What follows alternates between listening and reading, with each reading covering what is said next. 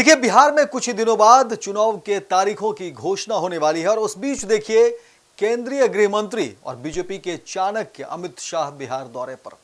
और बिहार आते ही तमाम तरह की बातें जो है एक बार फिर से चर्चा में शुरू हो जाती है। और जाहिर तौर पर देखिए बिहार एनडीए में सीट शेयरिंग का मुद्दा काफी पहले से चल रहा है। तमाम जो एनडीए के घटक दल हैं वो दबाव बनाने की कोशिश कर रहे हैं, चाहे वो चिराग पासवान की बात कर लें या फिर जीतन राम मांझी की बात कर लें या फिर उपेंद्र कुशवाहा। सभी की चाहत है कि अपने खाते में ज्यादा से ज्यादा मन मुताबिक सीटें आए। लेकिन वहीं दूसरी तरफ आपको बता दें कि बिहार में बीजेपी और जदयू की कोशिश है कि इस तरह के उम्मीदवार उतारे हुए विधानसभा चुनाव में जिसकी जीत जो है वो 100% हो, जिसकी जीत की गारंटी है। और इसी को लेकर के कस जो है चल रही है। और इसी बीच देखिए गृह मंत्री और बीजेपी के चाणक्य अमित शाह बिहार दौरे पर आते हैं और देखिए अमित शाह सीमांचल पहुंचते हैं और सीमांचल पहुंचकर क्या कुछ करते हैं पूरी खबर विस्तार से बताएंगे। देखिए अमित शाह के सीमांचल पहुंचते ही राजनीतिक गलियारे में खलबली मच जाती है, क्योंकि सीमांचल पहुंचते अमित शाह ने कई तरह की बातें कह दी, ऐलान कर दिया। घुसपैठियों को लेकर के काफी कुछ अमित शाह ने कह दिया। देखिए आपको बता दें कि केंद्रीय गृह मंत्री अमित शाह बिहार दौरे पर अररिया पहुंचते हैं और वहां जनसभा को संबोधित करते हुए कहा कि देखिए घुसपैठियों को खदेड़ने वाला और कोसी क्षेत्र को बाढ़ से मुक्ति दिलाने वाला ये जो है चुनाव होगा। और कहा कि देखिए फारबिसगंज हवाई अड्डा के मैदान में पूर्णिया, कोसी और भागलपुर प्रमंडल के 10 संगठनात्मक जिलों के क्षेत्रीय बैठक में पार्टी कार्यकर्ताओं को गृह मंत्री अमित शाह ने वहां संबोधित किया और अपने कार्यकर्ताओं को सैनिक कार्यकर्ता के रूप में संबोधित किया। साथ ही अमित शाह ने कहा कि देखिए सभी दल नेताओं के आधार पर चुनाव जीतते हैं, भाजपा में चुनाव जिताने का कार्य कार्यकर्ता में होता है। बाबा सुंदरनाथ, मां पूरन देवी, कर्पूरी ठाकुर, जगजीवन राम, जयप्रकाश नारायण, फणीश्वर नाथ रेणु, सतीश नाथ बहादुरी, विनोबा भावे को स्मरण कर नमन करते हुए कहा कि 2020 में किशनगंज को छोड़कर कोसी, पूर्णिया और भागलपुर प्रमंडल में गठबंधन 1 नंबर पर रहा और इस बार किशनगंज को भी 1 नंबर पर रखना है। देखिए अमित शाह ने कहा कि लालू प्रसाद के लिए यह चुनाव बेटे को जिताने का चुनाव है, लेकिन बिहार से घुसपैठियों को खदेड़ने का चुनाव ये एनडीए का है। अमित शाह ने कहा कि यदि 2/3 बहुमत से एनडीए की सरकार बनती है तो घुसपैठियों को चुन चुन कर बाहर निकालने का काम किया जाएगा। साथ ही कहा कि कोसी को बाढ़ मुक्त बनाने का ये चुनाव है।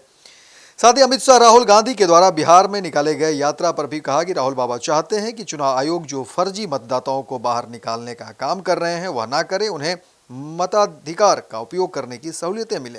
गृह मंत्री ने कहा कि राहुल बाबा देश में कहीं भी यात्रा निकाले, भाजपा का संकल्प है कि एक एक करके घुसपैठ को बाहर निकाला जाएगा।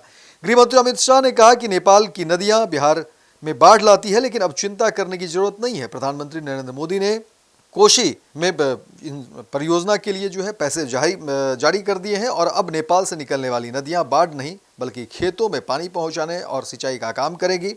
अमित शाह ने कहा कि इस बार दीपावली में जो है बेहतर तरीके से मनेगी, क्योंकि पहली दीपावली प्रभु श्री राम के वनवास से घर लौटने पर, दूसरी दीपावली जीविका दीदियों को मोदी जी द्वारा दिए गए 10-10 हज़ार रुपये को लेकर, वहीं तीसरी दीपावली जीएसटी 395 से ज़्यादा चीज़ों में कम करने को लेकर और चौथी दीपावली 160 से ज़्यादा एनडीए के सीटों को जिताकर दीपावली को जो है मनाना है।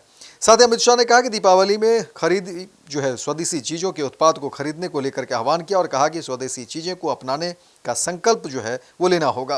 गृहमंत्री के इन तमाम भाषणों में देखिए लालू प्रसाद और राहुल गांधी में निशाने पर है और लगातार अमित शाह ने इन सब चीज़ों को लेकर के बात की। वहीं अमित शाह ने कहा कि देखिए प्रधानमंत्री आवास योजना, 1.5 करोड़ परिवार को शौचालय, 40 लाख को मातृ वंदना योजना का लाभ और वहीं 75 लाख जीविका दीदियों को डीबीटी के माध्यम से 10-10 हज़ार रुपये दिए गए हैं।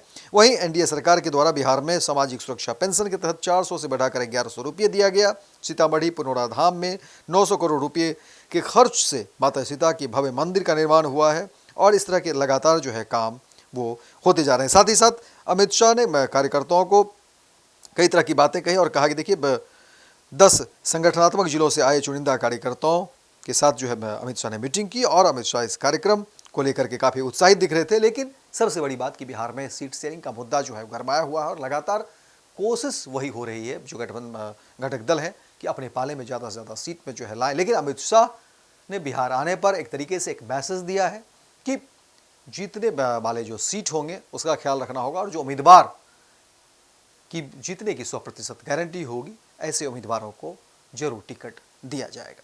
तो फिलहाल इस खबर में इतना ही, दीजिए इजाजत। लेकिन दिन भर की तमाम खबरों को देखने के लिए आप देखते रहिए फर्स्ट बिहार झारखंड।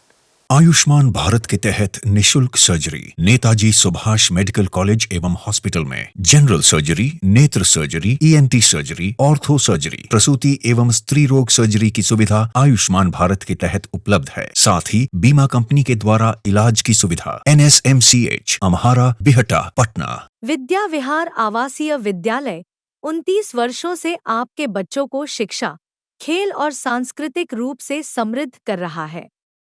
बिहार के पूर्णिया में स्थित हमारा 40 एकड़ का हरा भरा परिसर और 27 एकड़ का खेल मैदान एक ऐसा वातावरण प्रदान करता है जहां विद्यार्थी न केवल पढ़ाई में बल्कि हर क्षेत्र में आगे बढ़ते हैं। विद्या विहार आवासीय विद्यालय परोरा, पूर्णिया, बिहार।